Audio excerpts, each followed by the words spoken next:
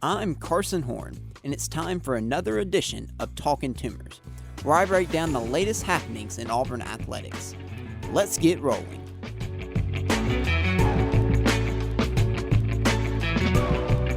Is Auburn football back?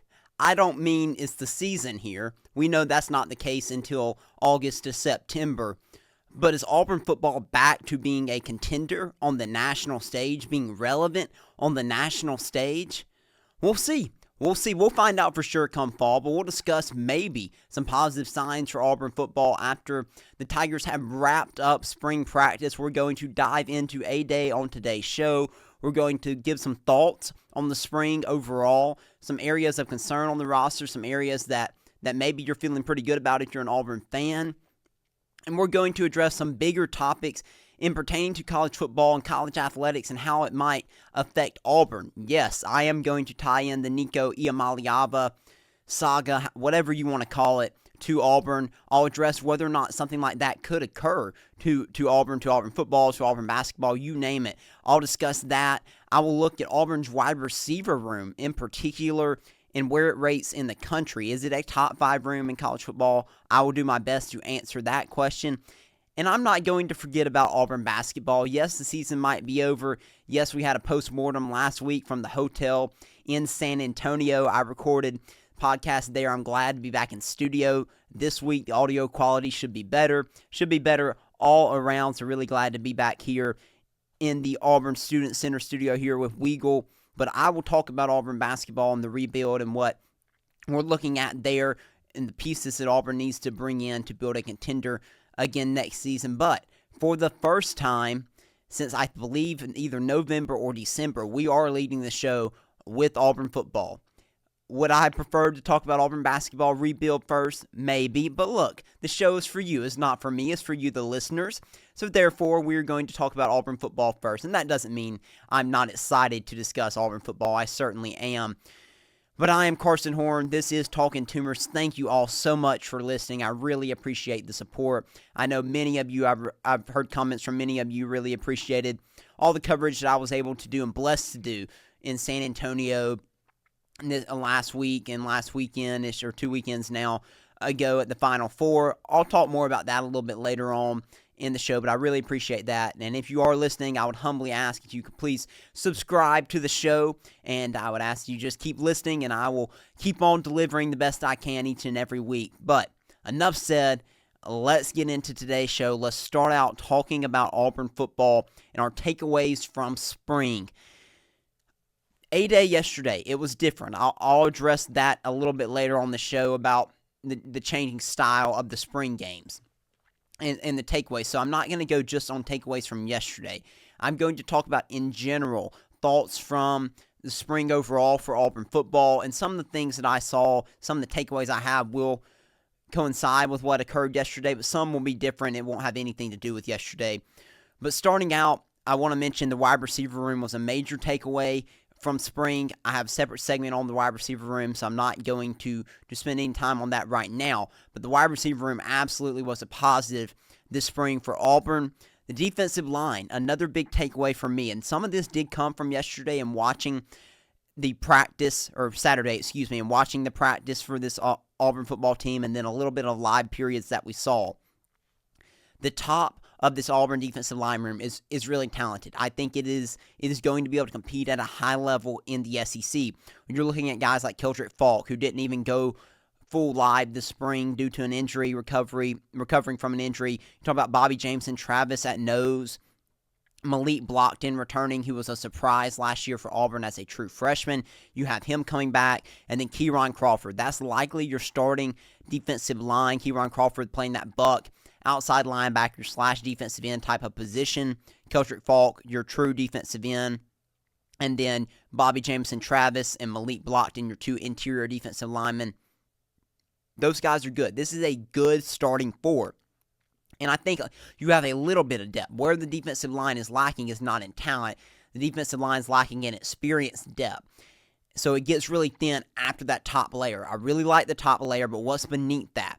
You have Amaris Williams, who I thought looked really good in A-Day. I think he's had a good spring. Zeke Walker, a veteran, 5th-year guy. He's going to play that 3 technique, so a little bit on the outside. He can play defensive end as well. You have Jordan Crawford, who impressed me. I'm high on Jordan Crawford. He's a true freshman, though. Again, the depth, it's just not there. That experience depth is not there. Then you have Chris Murray, who transferred in from Sam Houston State at that edge position as well behind Kieron Crawford. Talent is there. I am concerned about the depth. I'll be interested to see what Auburn does in spring portal at this position, but it flashed. I thought the defensive line, at least yesterday, won the day, and if you would ask Hugh Freeze and the Auburn coaches and players, the defense has won the last couple of scrimmages. Jackson Arnold mentioned his media availability last week. The offense had won the previous kind of scrimmages, and the defensive won here as of late. And I would say the defensive line especially won against Auburn's offensive line on Saturday at A-Day. And that brings me to the next position group I wanted to talk about, and that is the offensive line. They didn't have their best day. I didn't think on Saturday in the little bit of live periods you did. Again, you have to be careful on how much you take from this. There were very little live moments of this practice that you had. And I think overall, the Auburn offensive line has been solid throughout spring based on what coaches and players have said, but it wasn't the best day for Auburn's offensive line.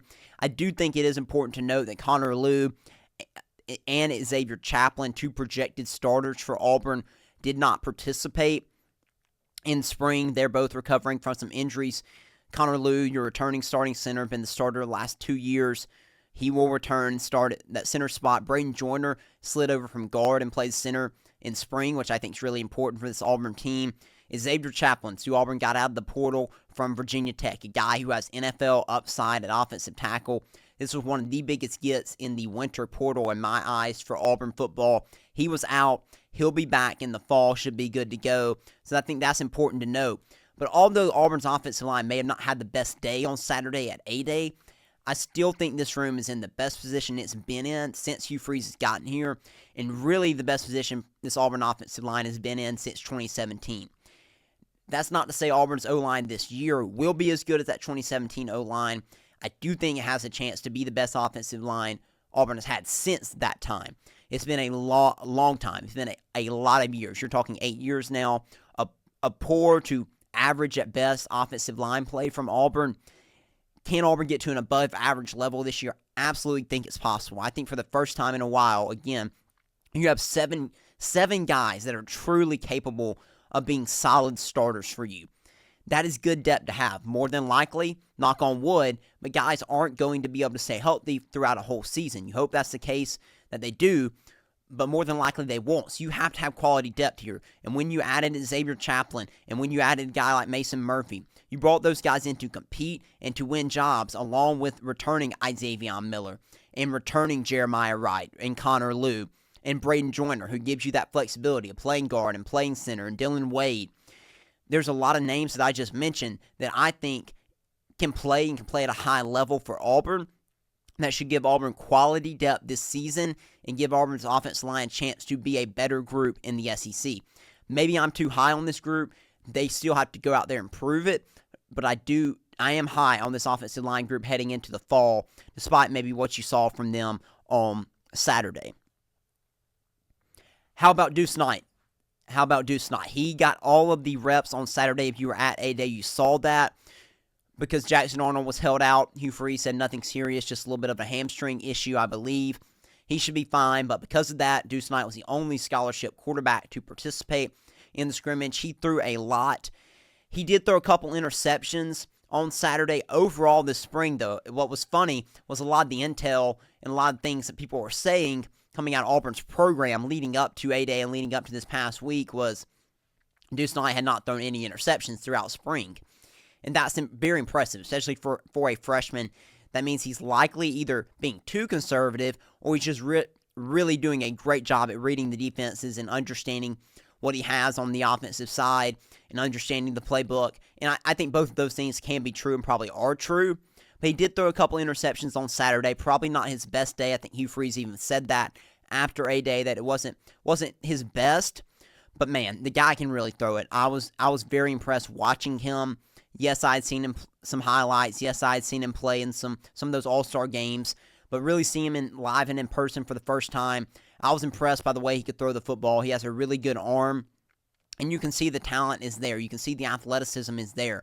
I would like to think on a couple of those interceptions he threw, especially at the end when they were doing red zone scenarios, I would like to think in a true game setting that he would have just tucked it and run it by that point instead of trying to force the ball into some of those windows that weren't there. But I'm really high on Deuce Knight, and I think the staff they have said as much, that they've been impressed that he is further along than they anticipated. Now, does that mean Deuce Knight can be the starter for Auburn this season? I don't believe so. I addressed this a couple shows back, whether or not I thought Deuce Knight could beat out Jackson Arnold and be the starter for Auburn this season. Assuming Jackson Arnold is healthy, I don't see that happening. If Deuce Knight is further along than anticipated, that is great. I still don't see him surpassing Jackson Arnold unless Jackson Arnold really, really struggles in fall camp. But it sounds like from everything coaches said that Arnold had a good camp as well. It's tough because you really have a hard time. If you're going based off what coaches and players are saying, you have a hard time judging what's true and what's not, because pretty much everyone's doing great in the spring. You hardly ever hear anything negative, so I have to be careful, and that's why I just take a wait-and-see approach. But I just have a feeling, because of how much you and I both know is on the line this season for Auburn football, I have a hard time believing that Jackson Arnold does not start for Auburn football this season, at least in week 1. But I would expect the whole season unless things just go off the rails or he does not stay healthy. So Deuce Knight further along than expected? Seems so. Is that good? Absolutely. Does that mean he will be the starter? I don't think so. And don't forget, Ashton Daniels will join this quarterback room in the summer. He'll have a chance to compete in the fall with both Deuce Knight and Jackson Arnold for the quarterback position, but I don't see him changing that. I still believe Jackson Arnold will be the starter. And then my final takeaway from this spring, I think the talent level is the best that it's been in a long time as well for Auburn footballs. I think a couple of people mentioned 2019. I think that's accurate when you have Marlon Davidson and Derek Brown. You don't have two guys of that caliber, at least on the lines of scrimmage, on this year's team. The overall talent level of this team is where it needs to be again. Is it still younger than Hugh Freeze likes, than I think many fans would like? Yes, it is, because you still are relying on a lot of guys, but your freshmen have turned to sophomores. Some of those sophomores from your first class have turned to juniors, and then you have another crop of a top 10 class of freshmen coming in this year that can make an impact. The talent level is there. The experience isn't there yet, but the talent level is there, and it's the best it's been. It was better last year than any year under Brian Harsin, arguably better than in Gus Malzahn's final year, but it still wasn't where it should be for Auburn to compete at a high level. It was good enough to compete. It wasn't good enough to compete for championships. The talent level this year is good enough to compete, I believe, with just about everybody in the SEC. Doesn't guarantee wins. And Hugh Freeze said after A-Day, paraphrasing, not a direct quote, that he thought it would take 3 classes. He wasn't counting his first class, because, again, that was a rush class just getting hired. So he thinks it takes 1 more, but he did mention that he felt this team was close and that this team was good enough to compete, and this team should expect to compete. And he's not lying. They absolutely should expect to compete. And not only that, Auburn has to win games. Auburn competed last year. Auburn competed with Georgia. Auburn competed in quite a few one-score games, as we remember, and could not finish games off, could not find ways to win games in the end. This team needs to be able to do that. This team is going to be too talented to fall short as many times as last year's team did. So what now? Spring is over. A little bit anticlimactic, I guess. That's not a bad thing. You don't want a ton of drama coming out of spring practice. But what now for Auburn football? Now you focus on the transfer portal. It opens on Wednesday. I'm recording this episode on Monday afternoon, so just depending on when you're listening. Wednesday is when the transfer portal for spring portal opens for football. It is open 10 days this year. And remember, you cannot transfer from one SEC school to another and be immediately eligible. That is a rule for the SEC. But Auburn needs to do a couple things. One, Auburn needs to add defensive linemen. Absolutely has to add defensive linemen. I mentioned that already. I love the top layer of this Auburn defensive line. I like some of the young talent, but this team needs experience and it needs depth. there are going to be tons of programs, tons of high-level programs that are also going to be looking for something similar to Auburn. Auburn doesn't need to just add bodies to add bodies, though. They've done that in the past couple years, and you're better off just not signing anyone than doing that. So can you get just one really, really high-quality type of player?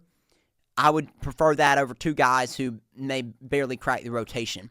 That's my 2 cents on it, but Auburn definitely needs to try to add some talent to the defensive line and even to the defensive end / edge. It would not hurt Auburn to add another piece there. At linebacker, Auburn needs to add a veteran linebacker. Dorian Mausi was a late addition last year for Auburn to the linebacker room out of the transfer portal. He ended up leading Auburn in tackles last season. Can you get someone like that again? That would be really, really big, I think, for this Auburn team. Last year in the spring portal, they added the transfer linebacker from Maryland. He ended up not making impact. So that's the risk you run, but you at least need to bring in some depth there to compete with. DeMarcus Riddick is going to start. We know that. But to compete with Robert Woodyard, who is in his third year now at Auburn, respect somebody like Robert Woodyard. I hope that he has a big season this year because he has stuck around even though he wasn't playing. He didn't transfer. He's the type of guy you want to see succeed, but that doesn't mean Auburn doesn't need to bring in competition to compete with him, because behind those two guys, you have a transfer in Xavier Atkins, who's like a freshman. He hasn't played very much. And then you have a true freshman in Elijah Melendez, who I think is going to be fantastic. But again, same issue as the defensive line. You're just young, talented, but young. So experience here, experience at D-line, I think is important. At tight end, I don't know if Auburn's going to pursue a transfer portal tight end. This may be a position more of a luxury, a move you make out of luxury than a need. I don't know how the Auburn staff views it. My personal preference, my personal view, I truly believe Auburn needs to go and add a bigger receiving threat at tight end. Brandon Frazier is going to be the starting tight end for Auburn this year. He has some receiving skills, not a great receiving tight end. Preston Howard showed some flashes at A-Day. He's more of a receiving tight end. He is a younger guy, though, as well. I like Hollis Davison, the true freshman. He's a receiving tight end. But is he going to be ready to play in year one as a true freshman? I don't know.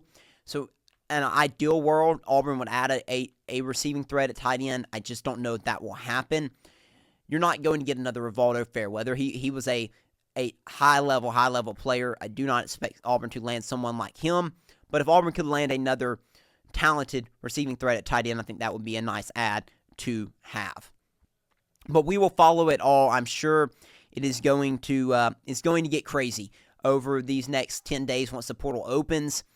The biggest thing Auburn can do, though, yes, Auburn needs to add defensive line. Yes, Auburn needs to add linebacker, a few other positions that I didn't name. Certainly, Auburn could look to add in the secondary as well. I didn't mention that, but that's another position Auburn could look to.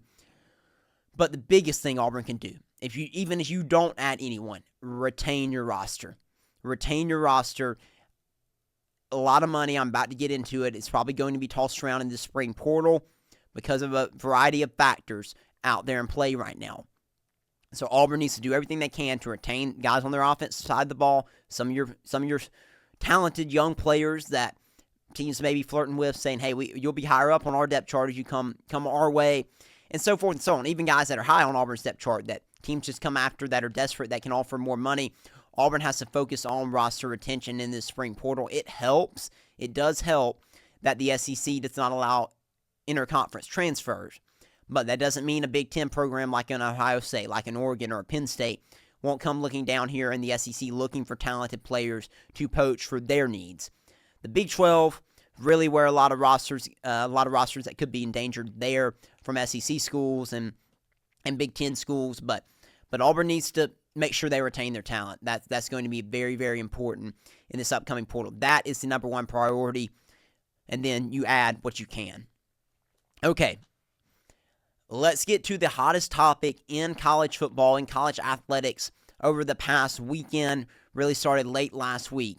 And that is the Nico Iamaleava saga. Now, this is not talking Tennessee. This is talking Toomers. So I'm not going to break it down discussing Nico in the sense of how it affects the Tennessee Volunteers. But I wanted to address this question. Could a Nico Iamaleava situation happen at Auburn? That's the question I wanted to answer. And the answer to that question is absolutely. And more than likely, a situation similar has already occurred. I'm not saying the exact same thing has happened necessarily, but a similar situation, if not multiple, have likely occurred. We know, it's no secret, that Auburn has to give raises to players even probably before their contract or NIL contract is up year by year. Auburn likely is going to have to do it in this spring portal because of the reasons I just mentioned. A lot of players are going to be sought after that are on Auburn's roster. Auburn might have to give contract raises that it's not necessarily looking to get. But why is this happening? In order to understand the situation, for someone who just is listening to the show, that follows college sports, follows college athletics, is maybe just an Auburn fan that listens to the show but doesn't get in the weeds with it, doesn't listen to every single college football podcast or read every single article. What is going on? You saw the Nico Iamaleava situation. This makes zero sense to me. What does this mean? I don't get it. I don't understand it. What has happened to college football? What has happened in college athletics? I'm going to do my best to explain it to you in the best way that I can, the way that I understand it, because I am a nerd about this. I read and listen to a ton of college athletics and college football shows and podcasts and read a ton of articles. There's a lot of people in this space that do a lot better job than I could ever hope to do explaining it. But I'm going to try to put it in terms that make sense for you and me when we're trying to discuss this as if you and I were having a conversation. What has occurred in college athletics over the last several years since NIL became a thing is we ended up getting pay-for-play with no guardrails. Pay-for-play was happening prior to NIL. Everyone and their mother knows that. I've heard stories about that my whole life. We knew that was going on. But the pay-for-play now is legal. There are no guardrails. Boosters are able to pay whatever they want to whatever player they want and get away with it in the name of, well, it's a name, image, and likeness deal, when it's not. And then we've gotten to a situation with the Nico Iamaleava and others, but Nico Iamaleava being the first public situation, where market value has gone through the roof for a lot of players. For instance, last year, Cam Ward in the transfer portal got a reported $1 million to go to Miami. Cam Ward was better than any transfer portal quarterback in this year's transfer portal cycle. He was much better than Carson Beck. Carson Beck got $4 million to go to Miami for this upcoming season. The market dictates what the market dictates, and the NIL contracts went up big time. Well, in Nico Iamaleava's case, he signed a deal out of high school. He's about to enter his third year at Tennessee. He signed a deal out of high school that was $8 million overall, around $2 million per year while he was at Tennessee. Well, he's looking around the market and saying, well, now the top-of-the-line quarterbacks are getting over $4 million. Why am I still getting $2 million? But just to remind you, but he signed this contract, and this contract was not up yet. But there's no guardrails. There's nothing holding Nico Iamaleava or anybody out there. Anybody on Auburn's team. It's not holding Cam Coleman. It's not holding Perry Thompson. It's not holding Keldrick Falk. There's nothing holding these guys down, even though they signed a contract. Whether it's a 1 year or if it's a multi-year contract, I don't know. But it's not like professional sports. They're not locked into that. It might say that, but there's nothing that keeps them from leaving. They can still leave despite this contract. Nico Iamaleava is still under contract. He's still able to enter the transfer portal. And that lies the problem. There are no guardrails. There are no rules. There are no regulations. There is no enforcement. And therefore, we have the issues that we have now where it's just an absolute madhouse. And people are taking advantage of it. Tennessee, the people, Nico Iamaleava, I've tried to be careful in putting all the blame on him. Does he deserve some blame? Absolutely. But he's someone that's my age. Look, he is someone that's my age, so I empathize with him, and I hate that this situation has happened, but that doesn't absolve him from blame, because ultimately he's the player. If he wanted to tell everyone who was trying to handle his contract negotiations that he wasn't leaving, they could do what they wanted to. He was staying. Leave him alone. Let him do what he wants to do. I want to stay at Tennessee. He could have done that. But I do think the people around him, along with the system that we have created, or not you and I, but that the people in charge of collegiate athletics have created, that is the real problem here. The system is to blame for all these issues, for the Nico Iamaleava issues and the number of other issues that we have had in collegiate athletics over the last several years. The system is to blame. It set these players, these universities, these teams up for failure because there are no guardrails. And people have taken advantage of that. Agents and lawyers have taken advantage of that, and that's exactly what the people who were dealing with Nico Iamaleava's contract situation did. They understood that, hey, what's Tennessee going to do? They going to just let him walk? He's their starting quarterback. And we see guys are getting over $4 million. Well, we're going to try to get $4 million. And to Tennessee's credit, they said, yeah, we are going to let you walk. You think you have all the leverage, and maybe you do, but we're not putting up with this. And I hat tip to Tennessee. They did the right thing. They handled it the way that I would expect and would hope Auburn would handle it. I saw Mario Cristobal, a few other coaches out there who said, yes, that's how they would handle it.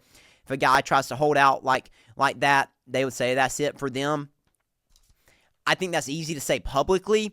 If a player is good enough, if Tennessee thought Nico Iamaleava was worth $4 million at the end of the day, I think they would have paid it. Because he hasn't been as good as Tennessee had hoped for recently, they didn't.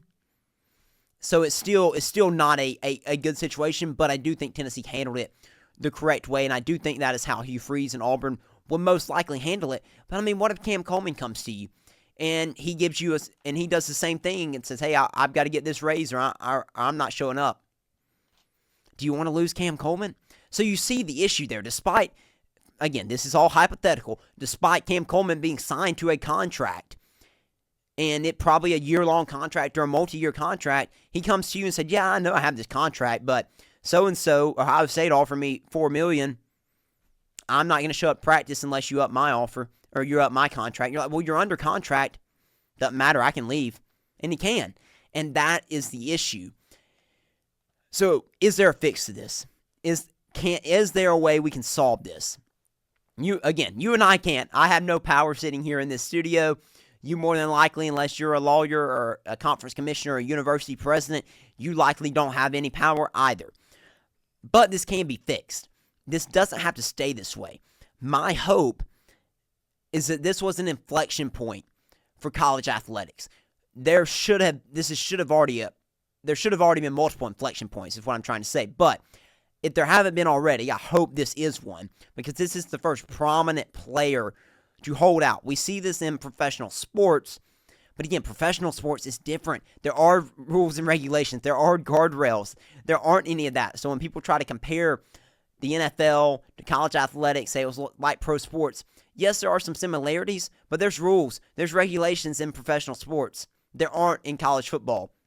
And the players don't necessarily have all the leverage either when it comes to contracts and so forth and so on in professional leagues. So yes, this can be fixed. What is the first step? If you ask most people, if you listen to Greg Sankey, Tony Petitti, athletic directors at Auburn, you ask John Cohen, those people would all say, well, it's going to start with the house settlement. You say, okay, Carson, again, what is the house settlement? I know I mentioned it before on the show, but if you don't follow college athletics closely, you're just a fan of Auburn, you may be wondering, what is the house settlement?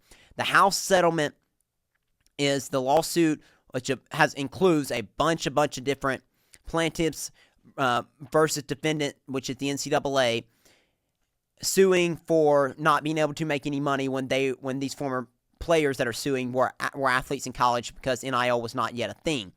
So it includes back payments to those athletes as well as tries to set rules and regulations moving forward.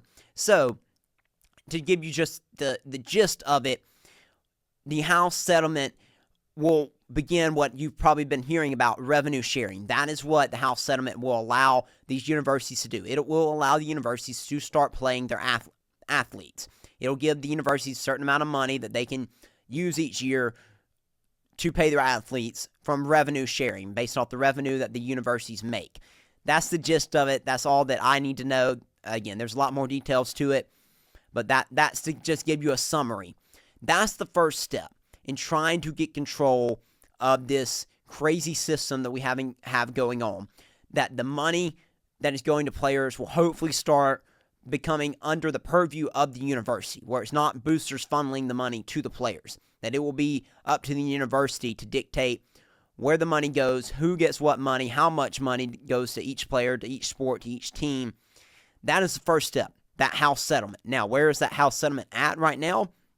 Right now, it looks likely to be settled, but it has not been yet, which is why the spring transfer portal is expected to could be crazy, and why the college basketball transfer portal so far has been as crazy as it's been is because this settlement hasn't gone through yet. And when it does, theoretically, you're going to start having some guardrails. So what is that leading to? It's leading to boosters going all out because they think this might be their last chance to get to pay players directly before there's finally some rules that stop that, or at least limit that. And so you have teams going all out, spending more. You have teams being more desperate than they've ever been, and it's driven the prices up. So again, you see a situation like Nico. You see a situation in college basketball with the transfer portal, and again, you'll probably see it in the spring portal for football.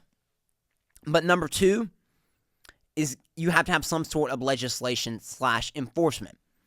Many people believe that congressional legislation is needed because an issue is you say, well, why doesn't the NCAA just enforce their own rules? The NCAA used to do that. Then the NCAA started getting sued, and the NCAA no longer has any power to enforce their rules. Pay for play technically is still not allowed. But the NCAA cannot enforce that. They have no power. They have no teeth because every time they do that, they get sued. And I've been critical of the NCAA because they sat on their hands for way too long and they let this become an issue. They didn't solve it when they could have, and then it became an issue. But at this point, they really are limited in what they can do. And so therefore, many people believe antitrust legislation. I'm not a lawyer, but essentially that means protecting you from getting sued. That legislation needs to be passed by Congress. That's why you saw, if you're paying attention, you saw Bruce Pearl and John Cohen on Capitol Hill last week. That's why you've seen the commissioners up there lobbying for a bill to be passed. They feel like if they can get the House settlement, and if they can get Congress to pass a bill giving them protection, the antitrust exemption, then we can start bringing back rules and regulations to college football. We can talk about contracts. We can talk about revenue sharing and all those details more on another show. I'm not going to spend any more time on that. That's the big picture. That is the general picture of how do we get order back to college athletics again. And that's where it starts. It starts with getting the settlement approved by the judge and then getting some sort of enforcement arm in place that can actually enforce rules and being able to enforce those rules. That's the biggest thing. Whether that comes through congressional legislation or some other matter,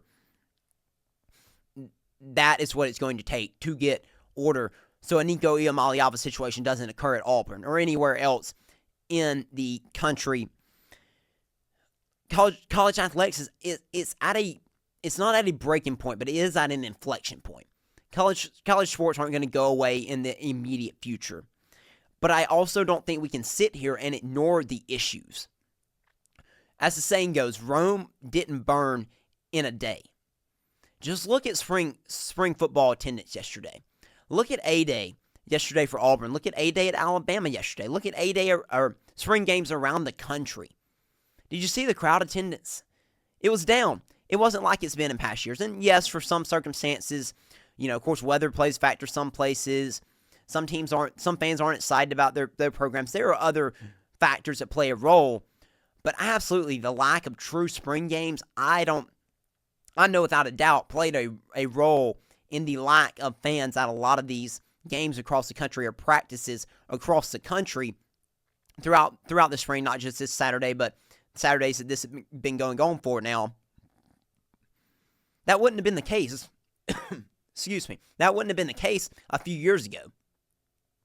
That wouldn't have been the case 10 years ago. Same goes for National Signing Day.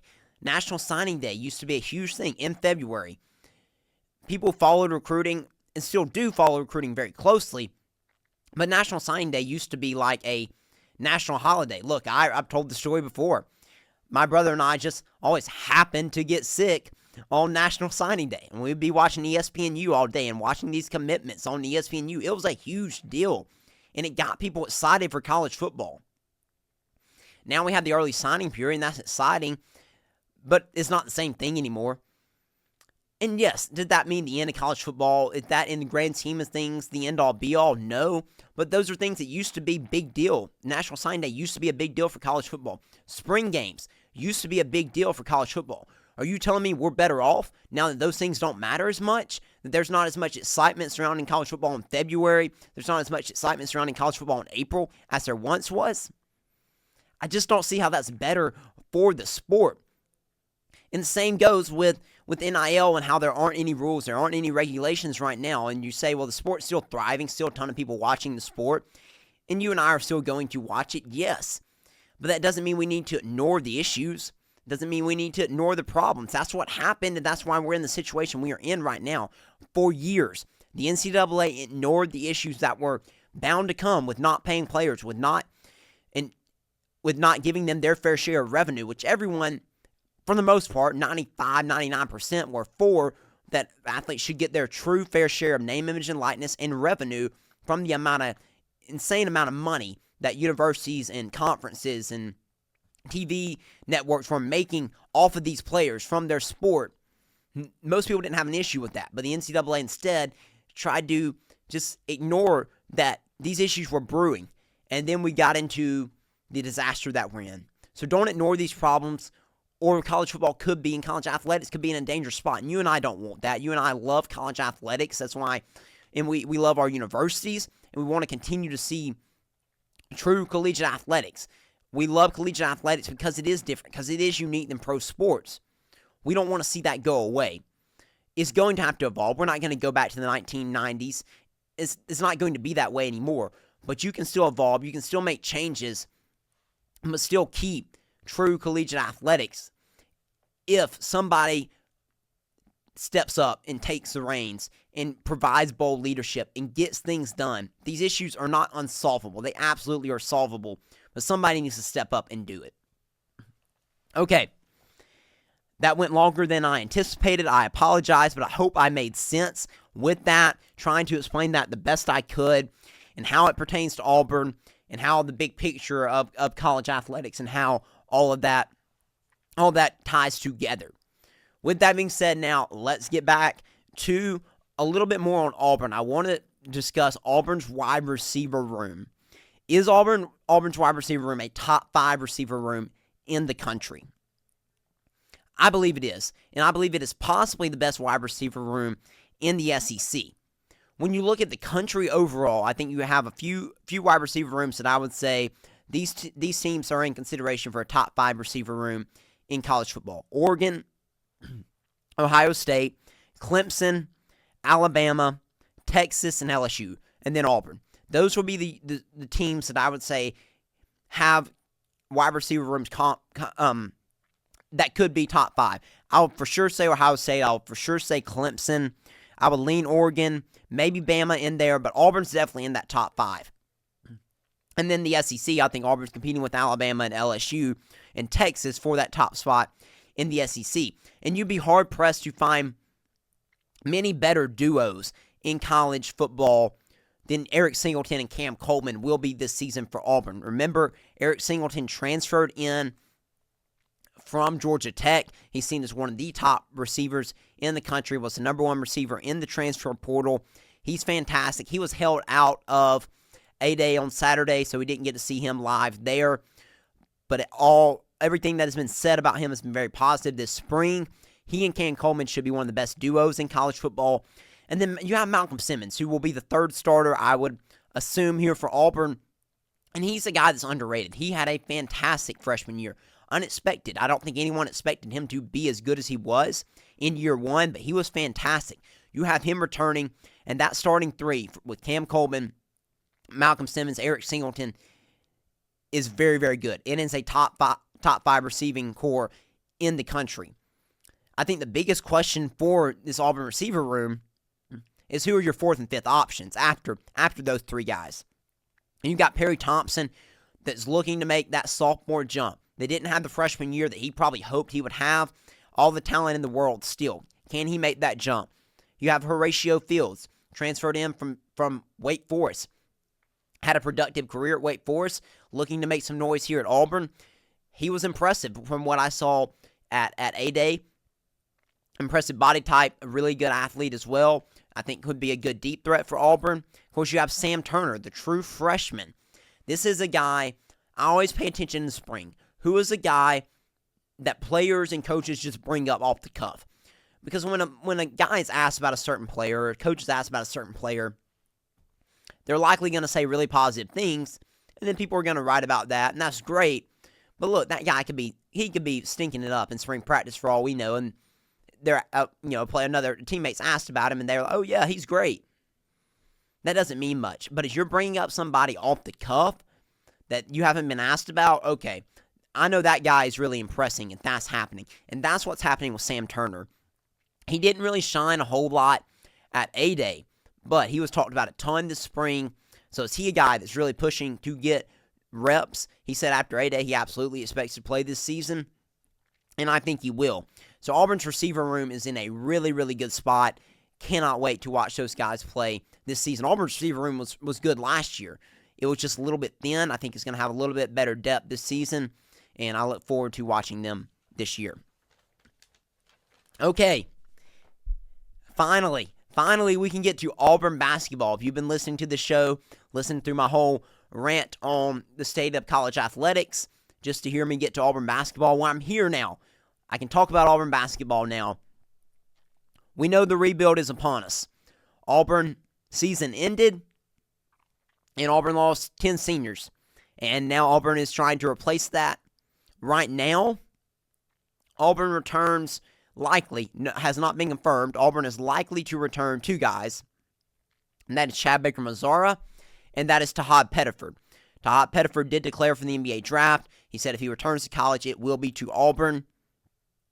Chad Baker-Mazara has hinted at a return. He has not made that official as of yet for Auburn. But those are 2 guys that I would anticipate returning for Auburn. But besides that, Auburn's coaching staff has their hands full, has their work cut out for them in the transfer portal to go and find and field a new roster, a roster that's going to be competitive enough to compete in the SEC and to compete for championships next season.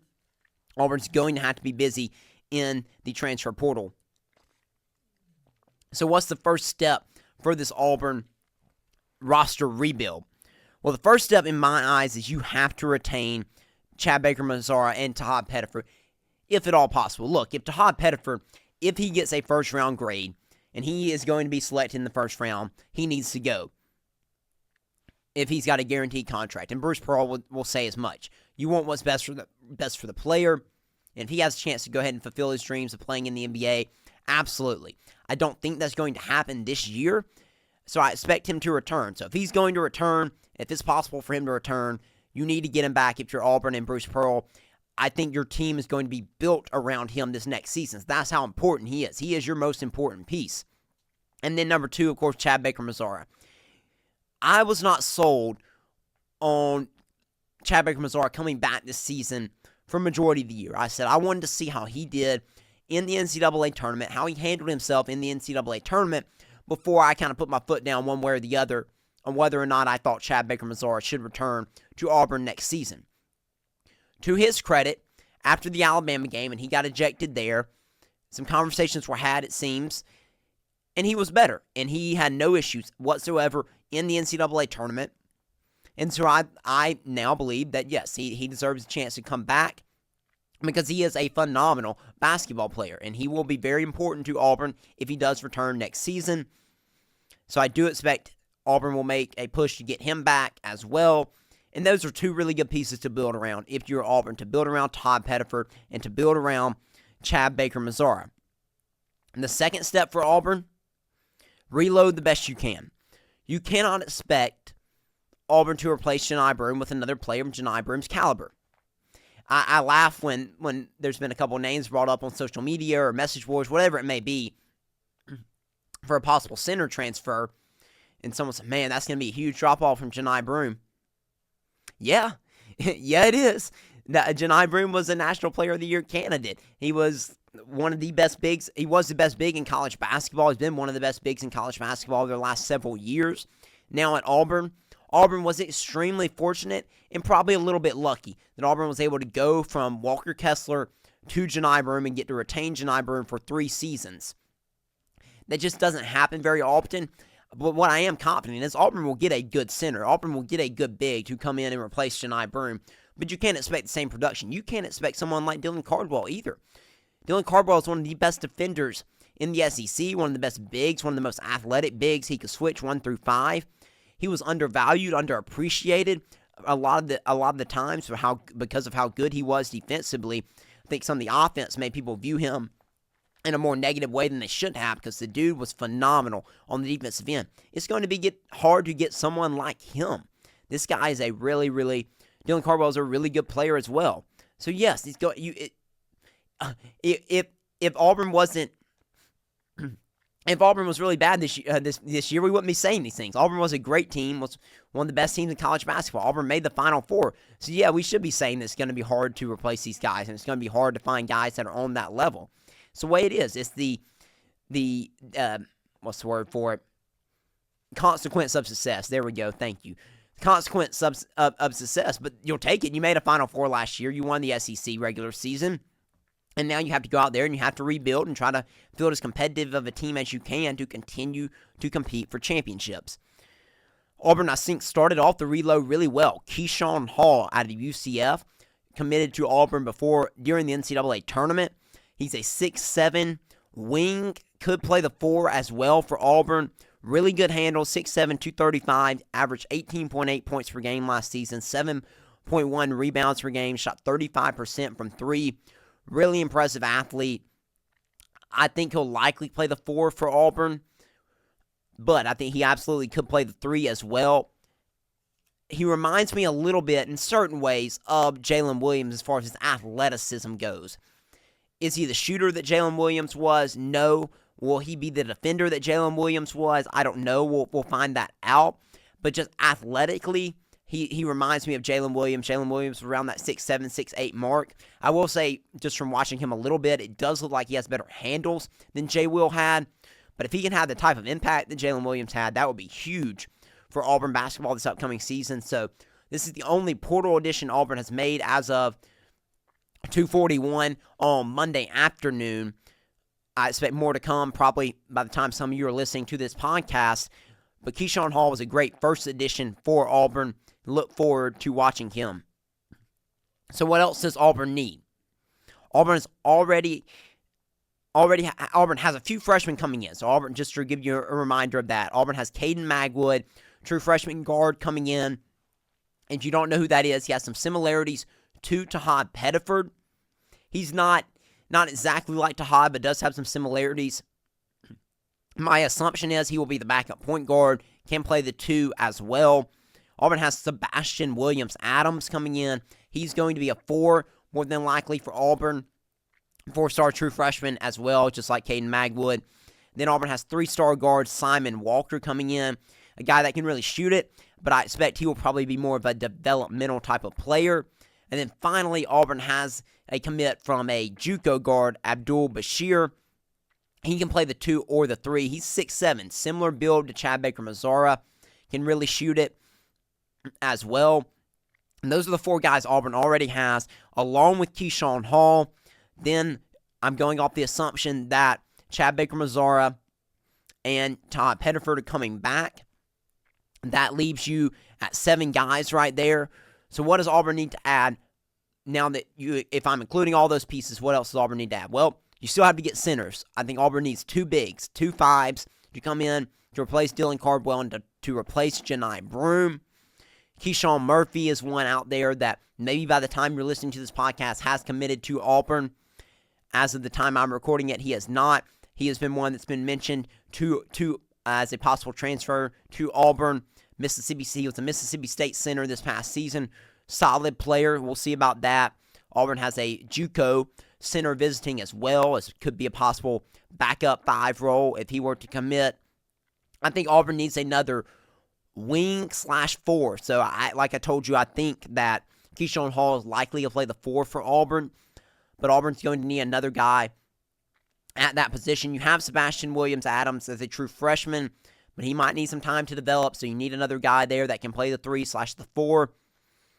And then I think Auburn's going to be looking for another combo guard, someone that essentially would be the Miles Kelly of next year's team, someone who can play the 2, that can play the 3, and that just gives you really good scoring, can probably give you some really good defense.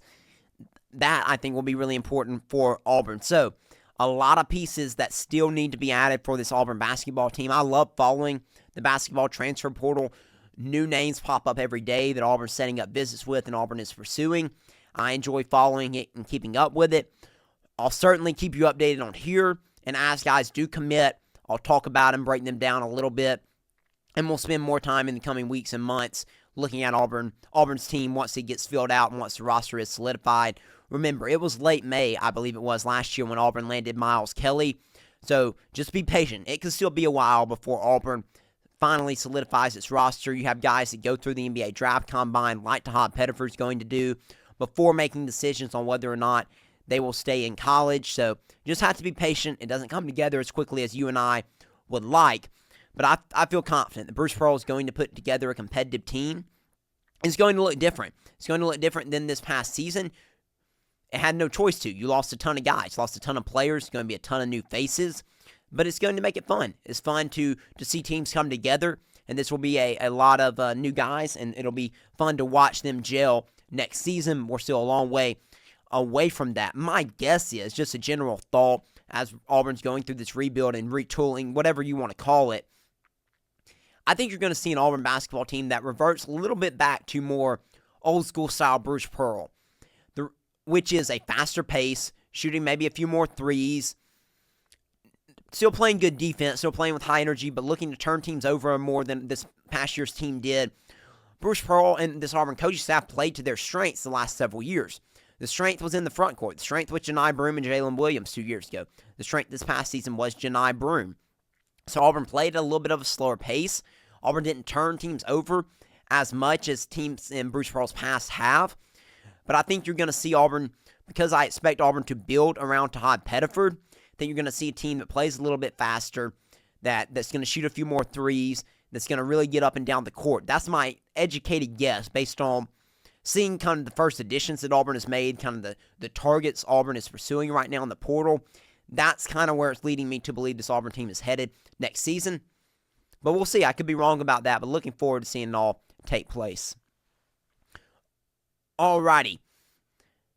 To wrap up today's show, I quickly want to go through our sports roundup. It was a great weekend for Auburn athletics. How about Auburn baseball? Auburn baseball swept number 3 LSU for the first time since 1988. I was long away from being born at that point. No one on Auburn baseball team obviously was born at that point. This was a great weekend for Auburn baseball. Entered this week number 9 in the country, went and beat Georgia Tech in Atlanta in the midweek, and then hosted LSU at Plainsman Park, an LSU team that has swept every SEC team so far this year, except for Texas, an LSU team that came in with just 2 losses in conference play, and Auburn beat them. Fantastic pitching from Auburn all weekend. Auburn's pitching, only gave up 8 runs in the whole series. Incredible stuff in this Auburn rotation and this Auburn bullpen. And Auburn found a way to scratch off enough runs to get the win. Get the wins in this series against LSU. Really happy for Butch Thompson. Really happy for this Auburn baseball program. Long season still to go, yes. But the turnaround already that we've seen after what was a down year last year. A lot of frustration surrounding the program. Butch Thompson's a phenomenal coach. He got this thing turned around. And this Auburn team has a chance to make noise here in the back half of the SEC play heading into the postseason. Hopefully we'll get a chance to host a regional. And we'll see where things go. But still, long season ahead. Auburn has a tough one this weekend now. You swept LSU, number 3 LSU. Congratulations. This week, you get to travel to number 1 Texas. Excuse me. You get to travel to number 1 Texas to try to knock off the Longhorns in Austin. That's your reward. Nothing comes easy in the SEC, but a really great weekend for Auburn baseball. Had record crowds all weekend long at Plainsman Park. Set a record each night. Set a record Friday night and set a record again on Saturday night. And it is well-deserved. This team is really good. Softball won its 2nd straight SEC series. Really happy for the softball team. It's been a tough go for them, but they have continued to battle. They have not quit. They had both their wins against Georgia were walk-off wins. So congratulations to them for winning 2 straight SEC series, and they will head to Tennessee this weekend. And that will wrap us up. I know today's episode is a little bit longer. I had a lot to get into after what was an eventful week, an eventful weekend. Glad to be back in studio. I will wait to share my stories from San Antonio until a little bit later because we have gone a little bit longer on today's show. I'll save that for another episode. But I really, really appreciate you listening. I'll keep you updated on the latest. Make sure you are following at Talkin Toomers on social media, and please subscribe if you haven't already. And we will be back with another edition of Talkin Toomers next week. Thank you for listening to Talkin Toomers. If you liked what you heard, make sure to subscribe and follow at Talkin Toomers on social media so you'll never miss an episode. War Eagle.